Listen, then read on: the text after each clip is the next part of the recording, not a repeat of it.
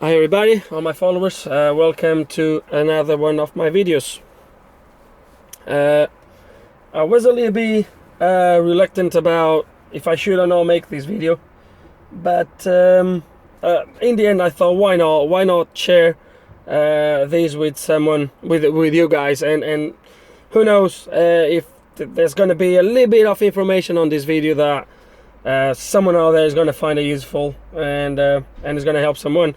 And just thinking that, it made me to decide that I will make this video. So this car is a 2007 C-Class CDI. That doesn't really matter, but yeah, it's a 2007. It's a W204 chassis, and this car came to me as a non-runner.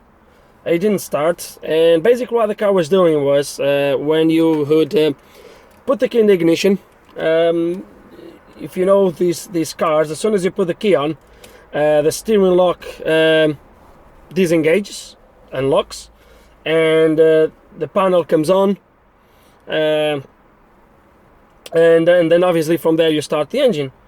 What this car was doing was basically nothing. You'd put the ignition, the key in the ignition, push it in, and nothing would happen. You turn the key all the way, even to the crank position, nothing happened. No lights on the dash, no nothing.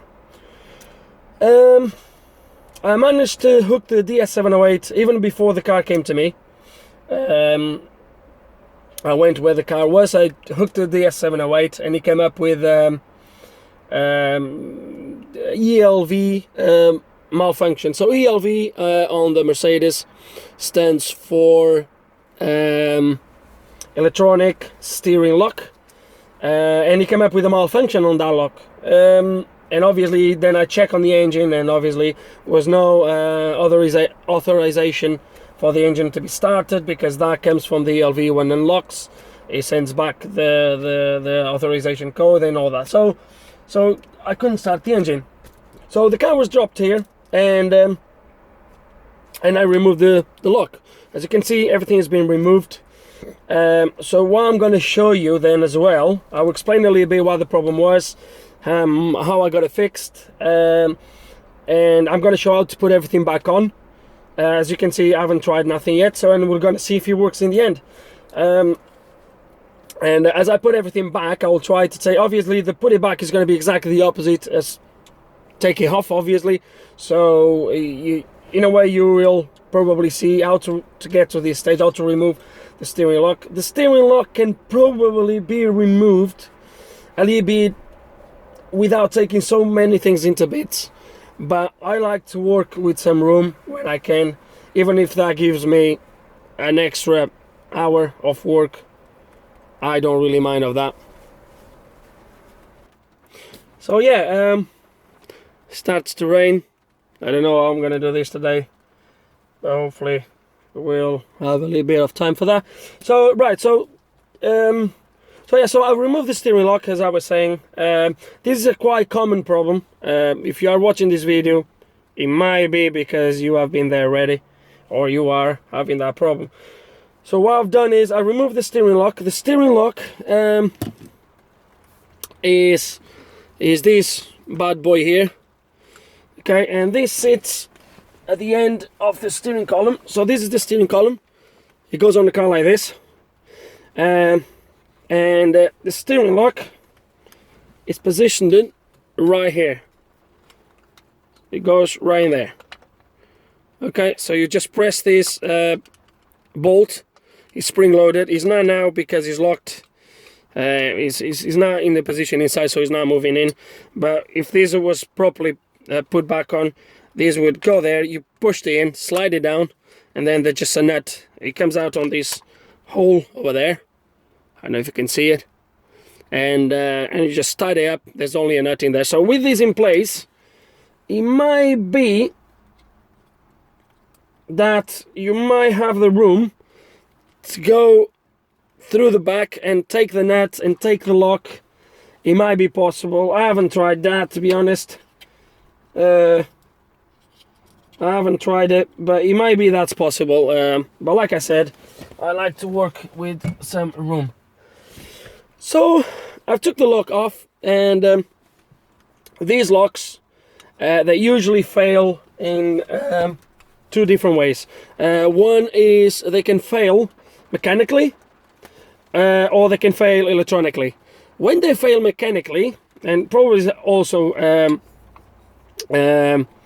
classed as electrically, most of the problems is the motor. So this has one of those little 12 volt motors, the same motors that you can find on toys and stuff like that, and it can fail on that motor. So that's one of the failures that can happen. The other one is electronically, which I will get in a minute. So first thing I've done was open the ELV, and to open the ELV you have some sort of it's kind of a pin that you have here. To remove these pins, there's a special tool that goes in to remove it, but you can usually get them removed with a torque, with a T5, I think is a T5.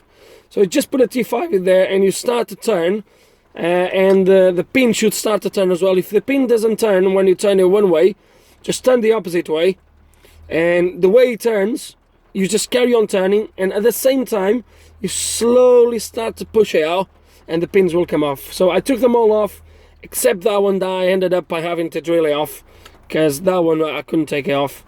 But anyway, so I remove this, and then obviously when you take the pins it just slides out like this. It's easy. And there's a bolt, a screw in here that is not here now because I took it off as well, and then you just slide these out. The motor is right there, so I'm just going to hold the motor so it doesn't come off with the PCB.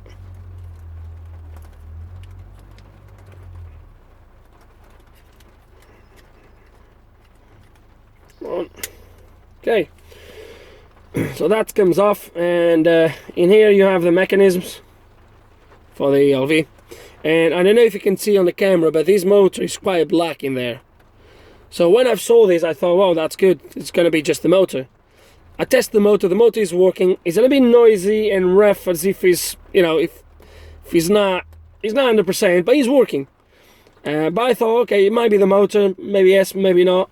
It might be that the motor is on his way, and this has detected that, and it's just, you know, put itself in a safe mode, sort of.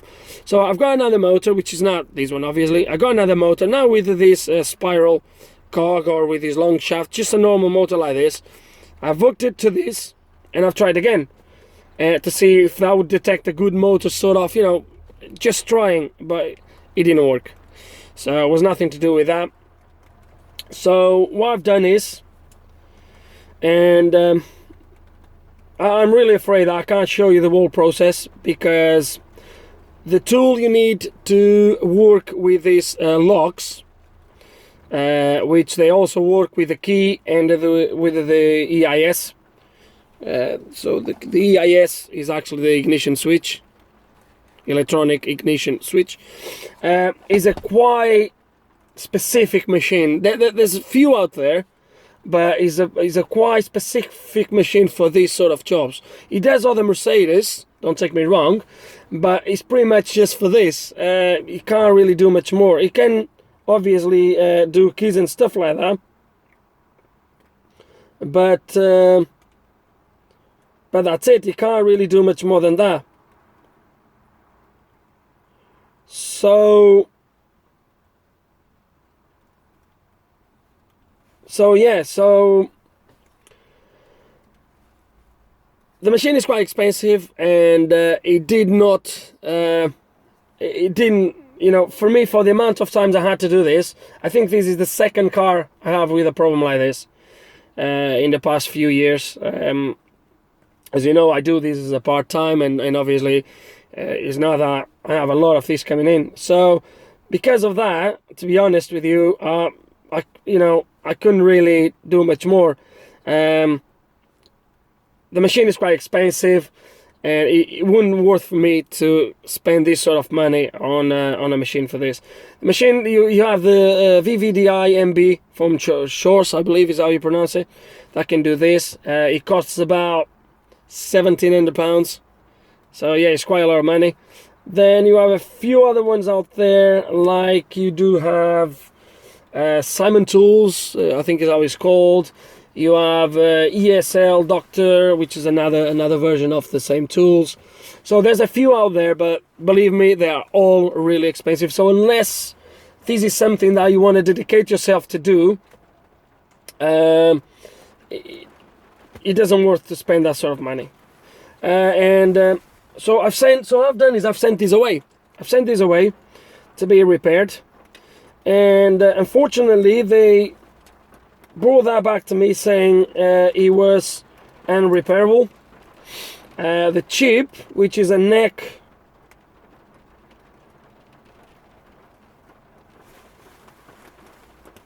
57, I think, is a neck chip with this chip over here. According to the guy where I've sent this to, he came up, he was locked with a fatal error. The guy reckons he managed to unlock this. I don't have any experience with those machines, so I don't know if that is true or if it was just, bullshit me basically. But he said that he managed to unlock the chip, but for some reason he failed to personalize the keys. So don't know if that's true or not, but well, it's what it is now. So his suggestion was to provide me with what is called an emulator. So this is a ELV emulator, and basically what this does is it simulates the lock, with the only difference that does not lock the steering. So it does everything else. It needs to be coded to the keys. You need to do all that, and when you put the key in ignition, it's going to send obviously a signal to this asking, with the information from the key that yes detects the key because it's been programmed already, I hope. And once it detects that the key is here, it sends a signal back to the ESI with the unlocking code, which in turn sends it to the ECU, blah blah blah blah, and allows the engine to start. So it does absolutely everything as that, with the only difference that, as you can see, the lock is over there, with the only difference that does not lock the steering. So that's it really. So what we're going to do now is I'm going to put everything back on, and I'm going to take you through the process of putting all these back on, and I hope this is already about 30 minutes of video, just explaining you a little bit what the problem was, how to do it, and a little bit of offside information, but I hope you find it useful. So yeah, in this case I had to send it away to be repaired, or to be done, for the job to be done. I've been charged about £280 to get this done, so that's how much I've been charged. And that is including the emulator supplied and everything, all the coding or programming, everything done. So don't know if that's good, if it's that bad.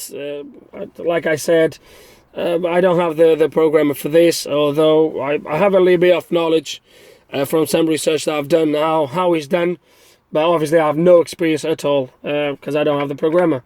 It might be that is something that I'll get in the future.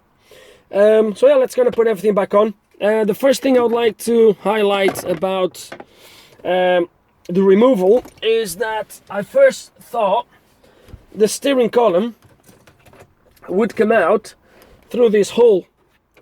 I was really hopeful that would do, but it doesn't, because this top thing here is too big and it doesn't go through. It doesn't go through. You could maybe, if I would take the cluster off, it might be that would go through, but when it's in there and you try to pull it out, I couldn't do it, so I had to remove it from the underside. But what I'm going to do first, we're going to put the steering lock back on, and just as I was saying with the other one, it works the same with this. So you just put that in there, you press that in, okay, and now you push it down, and that's it. And now there's a nut that goes here. I'll use the old one obviously. There's a nut that goes here. You'll tie it up and job done, and then it's just the connections. Okay, so the steering column is now in there. I actually managed to get it through here. I had to force it a little bit, I must confess, especially here in the corner. But he went through. So it might be that taking it off is a little bit more tricky. But so he's there now. So what I'm going to do now is connect the end of the shaft into the shaft that goes into the steering column. I'm going to put that, I've marked that before I took it off, so I know exactly which position it needs to go back in. And I've done marks here as well, as you can see on the top here. There's, you might not be able to see it. So I did some marks here as well. I think the steering actually goes on one position only, 90% sure. But I tend to mark everything before removal. So that's marks here. The steering is also marked. And I've done marks at the bottom on the shaft, so I know exactly the position. So I'm going to connect that, and then this goes up in there with 4 screws that bolt in on that bar at the top. So we're going to put that, connect everything, and see if we have ignition before we even put everything back on. Okay, so the bolts that I'm talking about is those 2 in there. So there's one in there, one in there. This is not yet, it's just in there, but you can see which bolts I'm talking about. So there's these 2 bolts here. Then right underneath you have these 2. You have one there, one on the other side. As you're going to see, they are not tied up yet as well, as you can see in there. And if you're able to see that bolt in there, then you have another one right there, and one on the shaft. It's a little bit dark here. That one on the shaft, which I haven't tied up yet, but just to show you. The shaft actually only goes on one position, but I was not sure, so I've just marked it first. But it only goes on one position. So all I'm going to do now is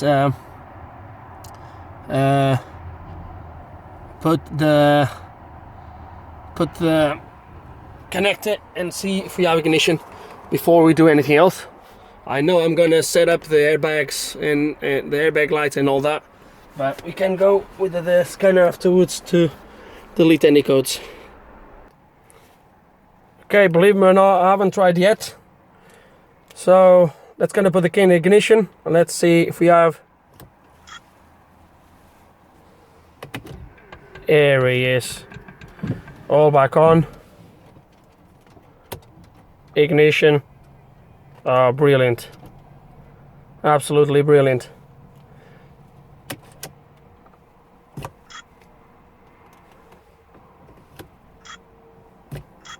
Oh, I don't know if you can hear that.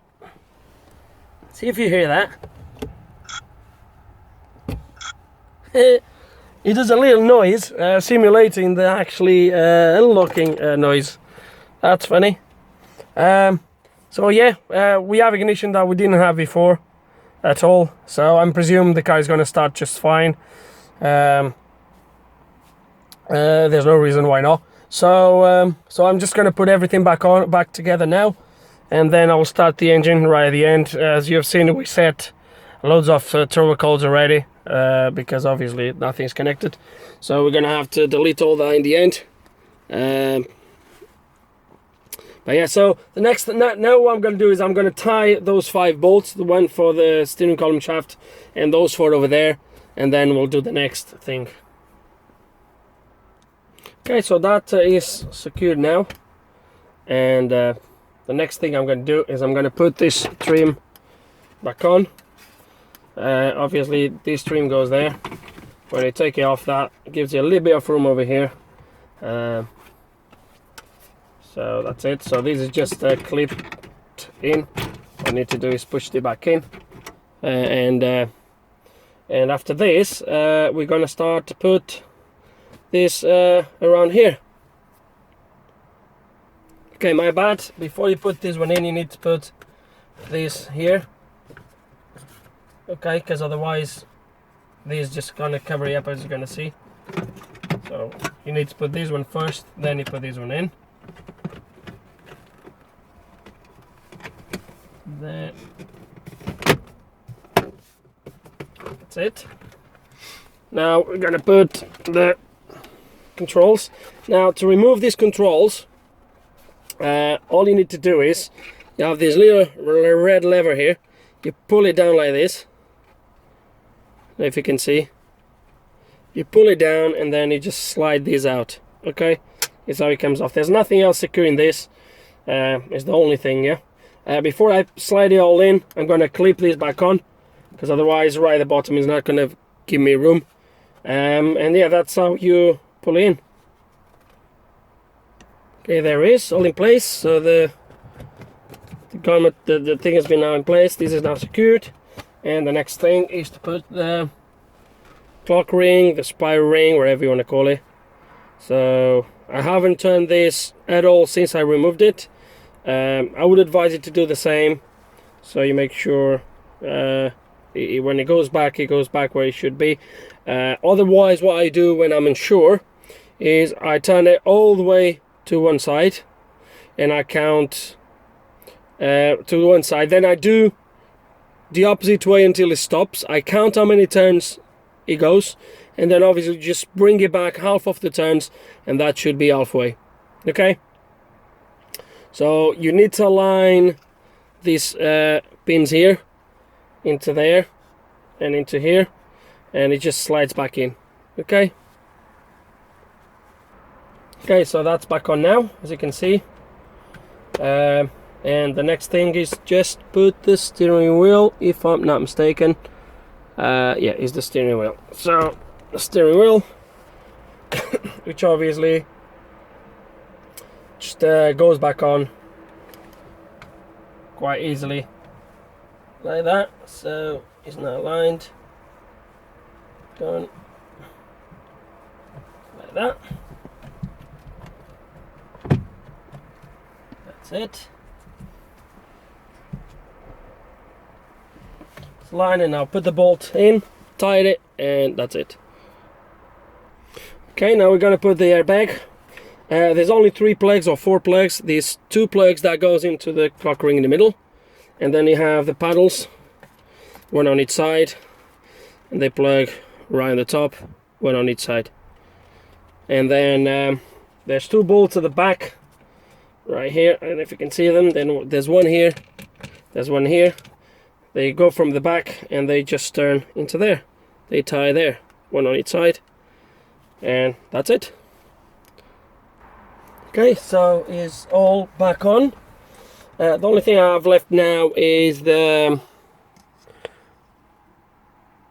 covers from the underneath. They are over there, and a few trims, but that is not rocket science. And we're gonna try this for the first time. So see if the engine starts. There he is, beautiful. So yeah, so job is done. All I need to do now is obviously clear all these codes for the airbags and all that. So that's it, I think. I know, guys, it's probably not a lot of information, is whatever, but hopefully it will be something here to help someone out there, at least maybe to help to diagnose the problem. Just to recap, like I said, those ELVs, they fail in 2 ways. One is the motor, which if you are lucky enough, you just need to replace that motor. You can get hold of those Lear motors completed with the spiral cog and everything. They are about £13, £15. You can get all of them. The other failure, which is more common, is when they lock themselves, and that obviously needs to be done quite differently. And you have this option with the programmer. Either way, if you don't have the programmer, I mentioned in back in the video which ones you can get hold of. You can always send it away. All the other work you can probably do yourself. That's it, guys. I hope you enjoyed the video. Hope there's some good information out here for someone out there.